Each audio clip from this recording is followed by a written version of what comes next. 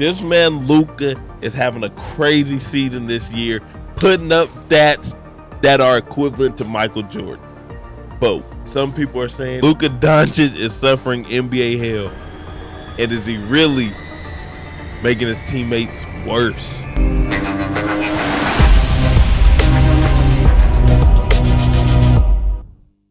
Able to accomplish 50 or more triple doubles. And of course, some of these names are pretty obvious. LeBron James, Magic Johnson, Oscar Robertson, Russell Westbrook. If you think a little bit harder, you'll come up with names like Jason Kidd, James Harden, and Larry Bird. You know it's crazy? And we're thinking like this is the most triple doubles, right? So DeMarcus Cousins said something very interesting the other day talking about CP3 not a top 5 point guard. And really, at first when he said that, I thought this man was nuts. I was like, Chris Paul not a top 5. But then he was like, okay, you got Zeke, Steph, Magic. Them three are given, like, without a doubt, better than Chris Paul. Then look, Jason Kidd's better than Chris Paul. And then I probably would say John Stockton better than Chris Paul. That man had a good point. That man Jason Kidd has slept You on. might be surprised that both Wilt Chamberlain and Nikola Jokic are on this list. But then there is one name left that I think many people will be surprised by, and that is Luka Doncic. Yes. How Luka on the top 2, 4, 5? Yeah, Luka top 10 in triple doubles already.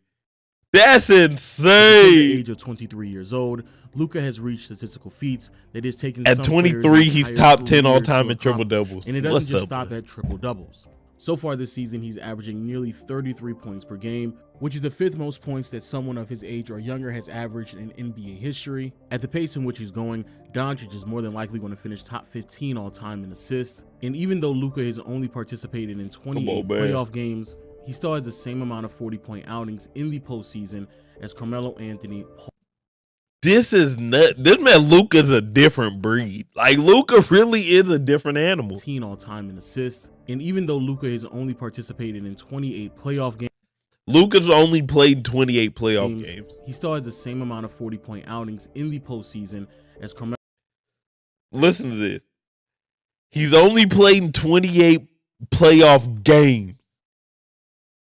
And he has more 40-point games than Larry Bird, Dominique Wilkins, Tim Duncan, Carmelo Anthony, Reggie Miller, Paul Pierce, Ray Allen, David Thompson, Dr. J. Carmelo Anthony. Come on, man. And Dr. J. Come on, man. Combined. And yet, combined. All those amazing and historic statistical feats. Not all them, but you know what I'm saying. Display of how dominant Luka could be at such a young age. It is still an couple of them truth combined. That regardless of how amazing the 23-year-old phenom is, the way that he plays the game of basketball has a very clear and defined ceiling to it. And the sad part about it all is that I don't believe there's going to change anytime soon. And the reason why I say this is because the biggest detriment to Luka's greatness is the greatness of Luka. See, in the NBA, there is this like LeBron complex problem that not too many people have been able to solve yet. I like to call it the LeBron dilemma. LeBron dilemma. Who is so great at so many things offensively that it actually ends up hurting them because how difficult it is to construct a team around them. Most players in NBA history, even the ones that we consider all-time greats, have traceable flaws that may not prevent them from performing at high levels, but still are identifiable enough to aid the process of constructing a roster around them that complements their strengths and weaknesses. However, when it comes to Luka, at a very early age, he has quickly revealed an offensive game so well-rounded and polished that it actually makes it difficult to find teammates that would justify taking the ball out of his hands and marginalizing his impact while still yielding a result that is best beneficial for the team at large. If you need someone to attack the basket and finish at the rim, well, Luka might legitimately be the best option for that across the league. Ooh, this man said Luka might be the best finisher in the NBA. Yes, sir. Yes, I've been saying that. People keep telling me Ja Morant, Kyrie Irving, but I was like, look, just cause you get a little saucy in there, do a little spin, that doesn't make you a better finisher. If your percentage is higher, that makes you a better finisher. That's what I've been saying, but people been disagreeing with me. But finish at the rim, well, Luka might legitimately be the best option for that across the league, converting roughly 73% of it. When he's around the basket, he's finishing 73% of his shots.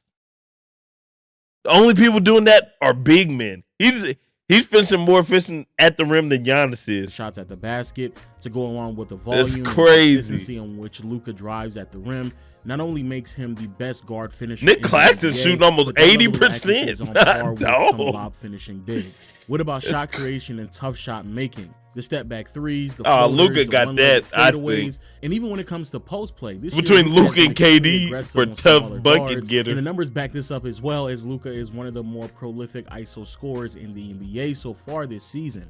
And when you're that prolific as a scorer, I bet James Harden up there. You naturally open up a lot of opportunities for playmaking, and Luka already being an elite level passer, look at that makes pass. him unbelievable in that manner as well. So far this season, the 23-year-old is averaging nearly 9 assists a game, a mark so high that only 3 players above him have higher assist averages. And with someone who also only turns the ball over 3.5 times per game, with the volume of scoring and passing that we see from Luka on a game-to-game basis, the turnovers are actually very respectable as well. Yeah. Now, this rare phenomenon of an individual being so well-rounded and diverse offensively has always existed in league history. However, in modern times, it has become much more commonplace due to the open-mindedness of a perimeter-oriented player being the focal point. That James Harden used to be so nasty. It's so commonplace that the way that we even perceive basketball has changed dramatically over the past 2 decades. Shout out to Ben Taylor over at Thinking Basketball, because he's even coined and popularized the phrase heliocentric offense. And not only have these new offensive schemes received new names to help identify what we're witnessing, but also the level of praise that these players receive who are at the epicenter of this offense is bordering cult-like, because how impressive one has to be to really pull this off. And even though, yes, it is true, it is very impressive what these players are putting up on a night-to-night basis, I personally... That's a lot to guard. Boy, I would have lost my mind. I would have just fouled AI. If he started dancing like that, I'm just going to wrap him up. I just take impressive one has to be. That's too much. That's way too much. Even though, yes, it is true, it is very impressive what these players are putting up on a night-to-night basis. I'm grabbing them there. I personally don't look at it that way. That's crazy. Instead of seeing these players being the figurative sun that's in the middle of this heliocentric offense, what I see is young star players being stuck in the middle of a demonic cycle that is never ending. Welcome to NBA Hell. Now, the first stage of NBA Hell is the great player putting up great stats. We already talked about that in the beginning of the video and how Luka clearly fits the... Really? You could really put people around Luka, like... So you put a lot... Like, okay, so like with LeBron. To me, the two things that we seen work with LeBron was him and Kyrie. We seen that work.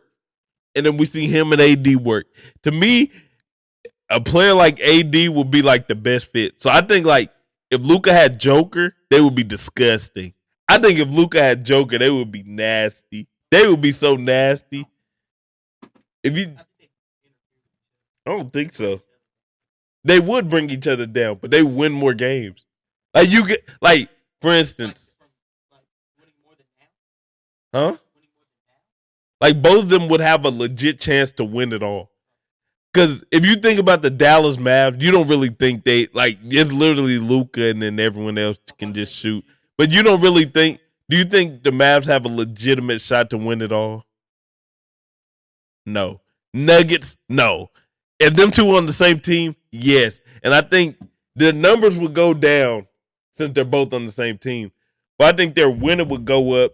And I think everybody will be able to eat. Even though, yes, it is true, the reason why they both got crazy IQ numbers is because how great of an individual talent they are. Another huge contributing factor to these outcomes are the teammates that surround them, which is the second stage of NBA. Bad teammates. What's more, it's very difficult to find someone who is talented enough to justify taking the ball out of the hands of someone like Luka. You got to find a Kyrie Irving type. This surrounds the star caliber player with a bunch of ancillary pieces who are more or less one-dimensional and very analytic driven. And the reason why they do this is just to maximize the production that are coming from these players, and the Dallas Mavericks are very clearly another great example of this, as Luka is the engine to that offense. 44% of the shots from Dallas are three-pointers, second highest frequency in the NBA. 13% of the shots from Dallas are corner threes, which is the most frequent corner three-point shooting team in the league.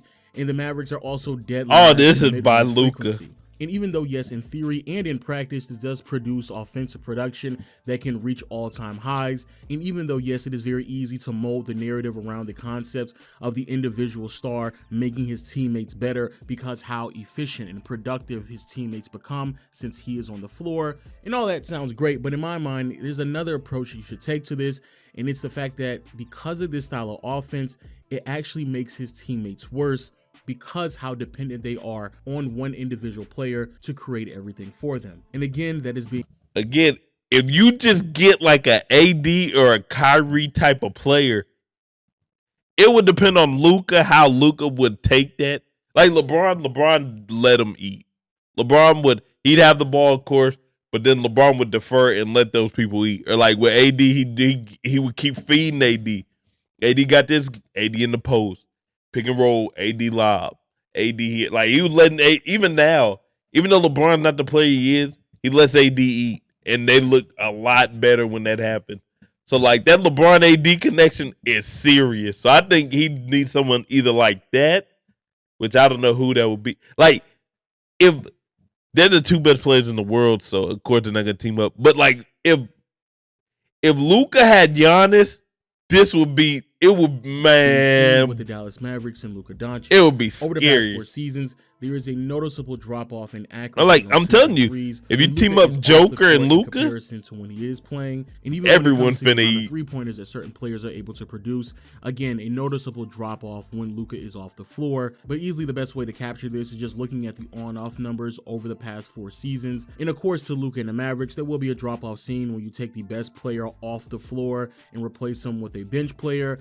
But the level of drop-off that we're seeing with the Mavericks when Luka goes on the bench is pretty staggering, especially this season, as it has been abundantly clear that the Mavericks are desperately missing Jalen Brunson. So on the surface, all of this sounds ideal. You have an individual who's extremely talented, who can handle an offense and impact. Look how empty that was whenever and do it at a very high level. You surround that individual with supporting cast members whose shot selections are very analytic driven, and the reason for this is because you're trying to best maximize what lesser players can produce on the floor, and the result of all of this tends to be extremely efficient and productive offensive teams. But the true nuance behind this is that those supporting cast members, even though they're not that good to begin with, they turn out to be much worse because they're just overly dependent. They're just waiting for him to do it all, creating everything for them. So they never actually develop any other aspects of their games. And because of that very fine and important detail, that is a good point. The next stage of NBA hell, and that is no championships. Throughout NBA history, there have been other players who have participated in this type of a scheme beyond Luka, some of which I would even argue are better than him, such as LeBron and pre-Phil Jackson Michael Jordan. Both players were fantastic, had all-time moments, and put up historic numbers. However, it never translated to a championship. The biggest reason why those were the results, outside of the fact that having one individual have that much influence on an entire team's offense can become taxing, but also, and more importantly, when your offense is structured in that manner, it becomes predictable. Because of that, it makes it just easier for opposing defenses, especially just to load up on in you the playoffs, to structure that man. LeBron had 27, 19 rebounds and 10 assists.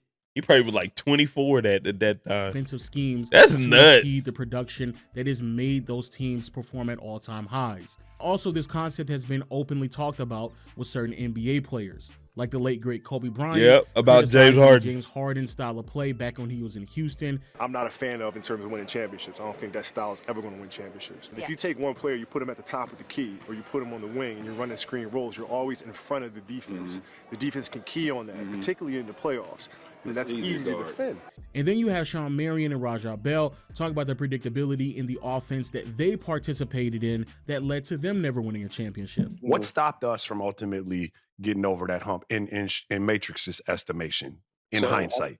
I think adjustments, man. I think, like that's the difference. You know what I'm saying? When you got one guy who gets the ball and he gets to dictate what's going on, who gets it and all that stuff, no wonder everybody said we was predictable. San Antonio was the first thing that come out their mouth. When you go back and look at the stuff, a lot of the coaches and everybody be like, oh, we knew we were going to beat y'all in the playoff series. Y'all predictable. So if teams are able to players such as James Harden and Steve Nash on teams, they know better than anyone else, though. Dallas Mavericks unit, then there's just no way that anyone can convince me that Luka is going to win a championship anytime soon.